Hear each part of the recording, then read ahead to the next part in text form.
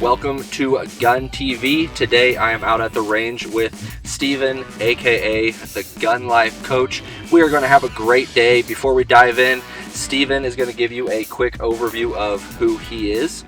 Hey guys, I'm Steven. I'm the GunLifeCoach. Just think of me as your shooting coach. That's what I do. I've been in this business a long time. I love helping people win in life and on the range, and I'm excited to be here today.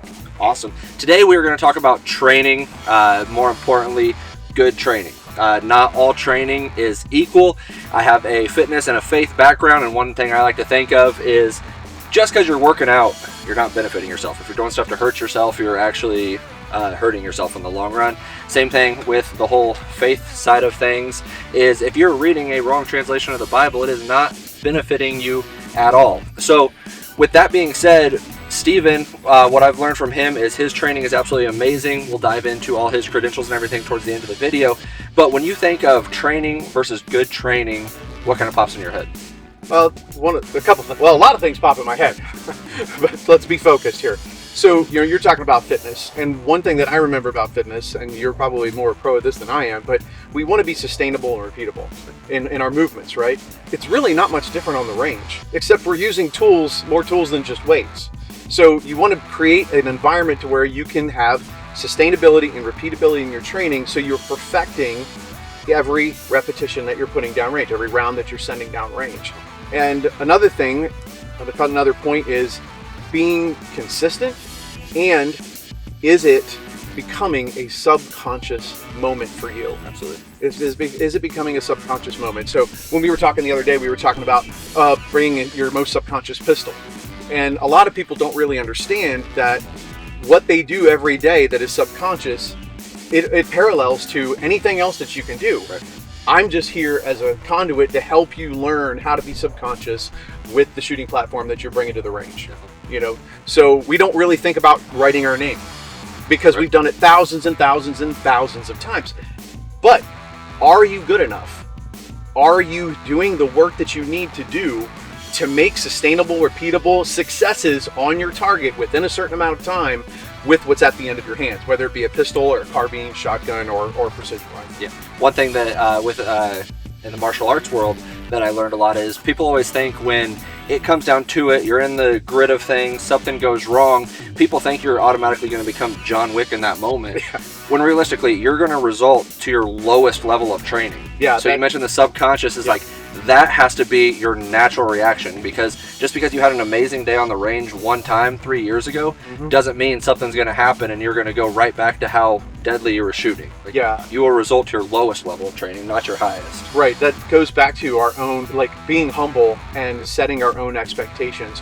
We can think that when the bad guy comes around the corner or the bad guy comes into the bank, that we're just going to do this and that and we're going to put him down and save the day or whatever. But unless you have put in the work, unless you have put in the sweat and the tears and the rounds downrange to have those correct continuous repetitions under pressure, teaching in context to where your mind and your body is going to your heart's going to 175 beats per minute or higher, and you're operating at that subconscious level, you know where you're going to find out. You're going to find out where you really are, and most of us suck when we go under pressure. Yep, absolutely. And a lot of people think there is a lot of black and white in training. There's right and wrong, but there is some gray area. I've worked with different instructors and they've taught different things that are kind of counter what the other one was saying.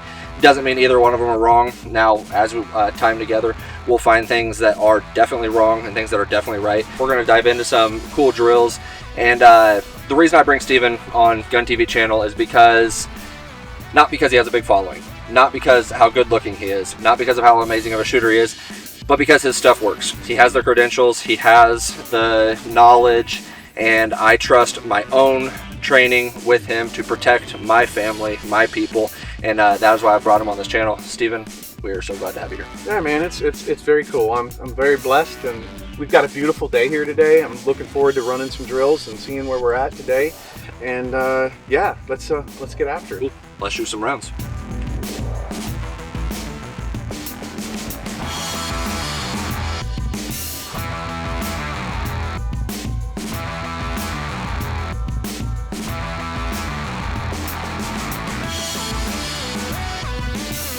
So a lot of what we just worked on is staying in your workspace, and I'll have Steven explain that in a minute. But this is why I talk about how it is important to have good training, not just training. I've worked with multiple instructors where what the question I'm about to ask, I've gotten 30 different answers. Maybe 5 of them are right, but that means 25 of them are not. And so like I said, we were working on workspace. If you want to explain what workspace is real quick, how you explained it to me when we were on the range. Workspace is defined as keeping your shooting platform, we're talking about pistols, right? So keeping your pistol in between the center of your chest or high abdomen to your hat brim or your eyebrows. And we want to, everything we do with our gun is going to be confined in that space.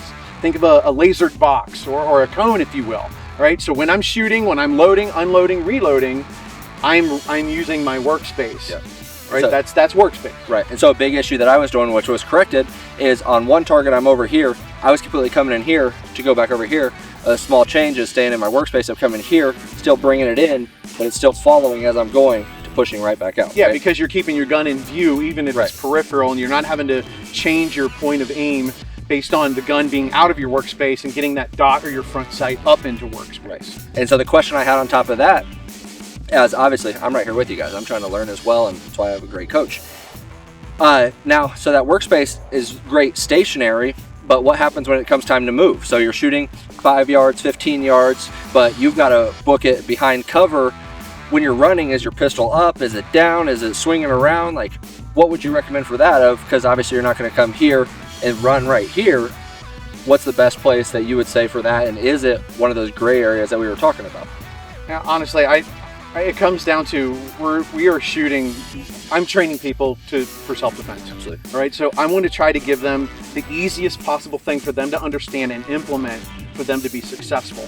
All right, so if I've already said step 1 is let's use our workspace. Yep. Okay, can we push that workspace out a little bit when we're not shooting? Because I'll tell you, if I go running 90 miles to nothing, I mean, that gun is not going to stay there. He said balls to the wall earlier. Yeah, I said balls to the wall earlier. Yeah. I mean, I'm probably not going to have 2 hands on the gun again because I'm moving, because that is my next move. I have to move. Yeah. Right? So I'm either shooting, moving, communicating, or I'm shooting on the move. But in this case, you're talking about we're moving. We're getting from point A to point B as fast as possible. That being said, I'm probably going to use another hand to pump so I can get to where I need to be, right? Definitely. So for safety, for our own personal safety, I mean, I still think good finger discipline, good muscle management, right? My finger's off the trigger if I'm running, not shooting. But I would rather have it up and out, but it's still in my workspace. Whether you're going to keep your 2 hands on it and you're going to run like that, good luck running as fast as you possibly can with 2 hands in front of you. Yep. You know you're going to be a little slower than if you were able to use a pump.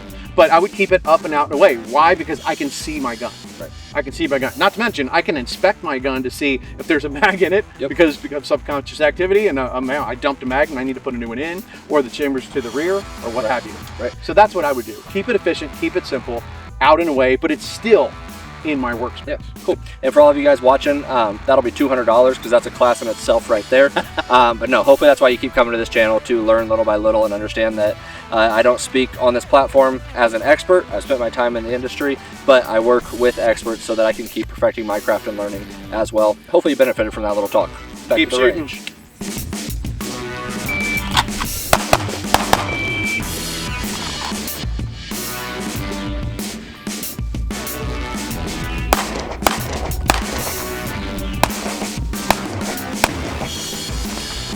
Settle in. Good. Settle in.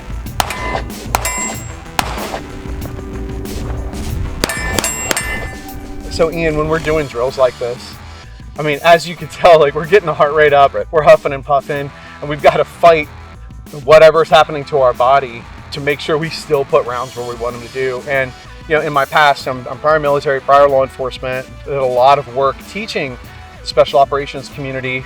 Not that I was, but I had the ability in my facility to do such. But this is what we were doing all the time, is always putting a lot of pressure on the body, always refining that movement of the trigger and putting rounds where we need to be. And you know, they get more complicated as they go. We incorporate reloads or a lot of unconventional shooting positions or transitioning from one weapon system to another. But you can see how fast we start to suck, right? Yeah. Just in just a little bit of pressure. Those drills took us less than 18 seconds to do all of that.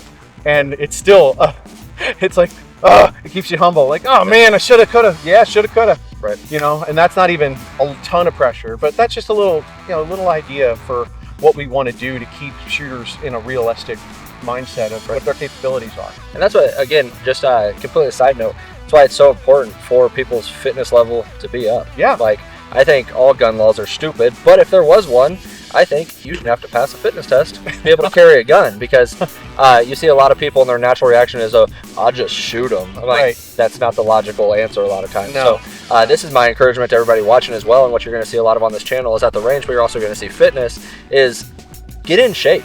Be in better shape tomorrow than you are today. Yeah, be a capable person. Exactly. Yeah. Because shooting somebody is not always the answer. It's rarely the answer. It's But, rarely the there answer. may be a time for it, but guess what? Your kids are going to value your health. Your family is going to value your health. Your friends value your health. Like, that is important. Knowing how to shoot a gun is very important. Right. But your health will get you more through life than knowing how to shoot a gun. Right. So do both. Yeah, absolutely. Yeah, I mean, more than likely, we were talking about various scenarios of threat potentials, Yep. right? But more than likely, I might need to pull my wife or a child out of a car, or a stranger, Exactly. that I need to get somebody out of the road. It has nothing to do with lethal force. It's just like, can you pick this person up and move them? Can you move yourself and get out of the way of any level of problem? And you can't do that if you can't run 300 yards and you're eating Twinkies and donuts every day, right? Exactly. Yeah. Be capable.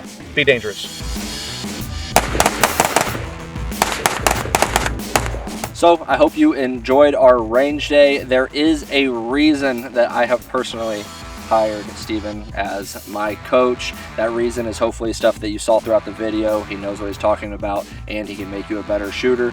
Steven, I know everybody on this video is going to want to reach out to you as well. How can they find you? Yeah, well, I'm the Gun Life Coach. So just Google the Gun Life Coach. You can find me on my website, thegunlifecoach.com, Instagram, TikTok, Facebook, X, all the Gun Life Coach. Check me out. Hope to see you. Train now, live longer.